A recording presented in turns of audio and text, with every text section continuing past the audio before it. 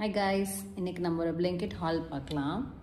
இன்றைக்கி எனக்கு ரொம்ப டயர்டாக இருக்குது, அதனால் நான் ஒரு டிவைன் ப்ரான் வாங்கியிருக்கேன் 1/4 கிலோ.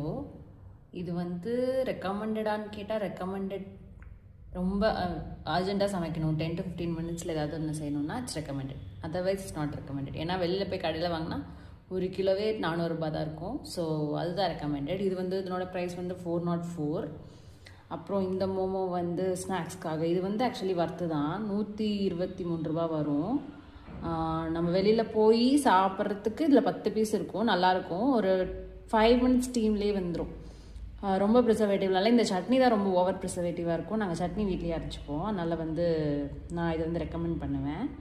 அப்புறம் இந்த கோகனட் மில்க் இது ரெக்கமெண்டட் கிடையாது தான், ஆனால் எனக்கு ஃபாஸ்ட்டாக செய்யணும், என்னால் தேங்காய் பால்லாம் இப்போதைக்கு எடுக்க முடியாது, அதனால் நான் இது வாங்கியிருக்கேன். இது ஆக்சுவலி ஒரு டைம்க்கு யூஸ் பண்ண தேவையில்லை, கொஞ்சோண்டு மட்டும் யூஸ் பண்ணிட்டு மீதி நம்ம ஃப்ரிட்ஜில் வச்சுட்டு ஒரு 2-3 டேஸில் ஃபினிஷ் பண்ணிடலாம். அப்புறம் இதெல்லாம் சும்மா ஆட் ஆன் ஃப்ரூட்ஸ். இதெல்லாம் வெளியில் வாங்கினாலுமே இந்த வாழைப்பழம் 5 ரூபாய் சொல்லுவாங்க. இது சிமிலர் ரேட் தான், 19 rupees.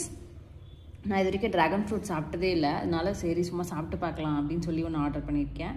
இதுவும் 112 அந்த மாதிரி ருபீஸ். அப்புறம் ஒரு அவகாடோ ஆர்டர் பண்ணியிருக்கேன். இது வெளியில் வாங்கினாலும் 75 rupees, இதில் 79 rupees. ஸோ இது ஒரு அவகாடோ மில்க் ஷேக்கு யூஸ் ஆகும். ஸோ அவ்வளோதான். தேங்க்யூ.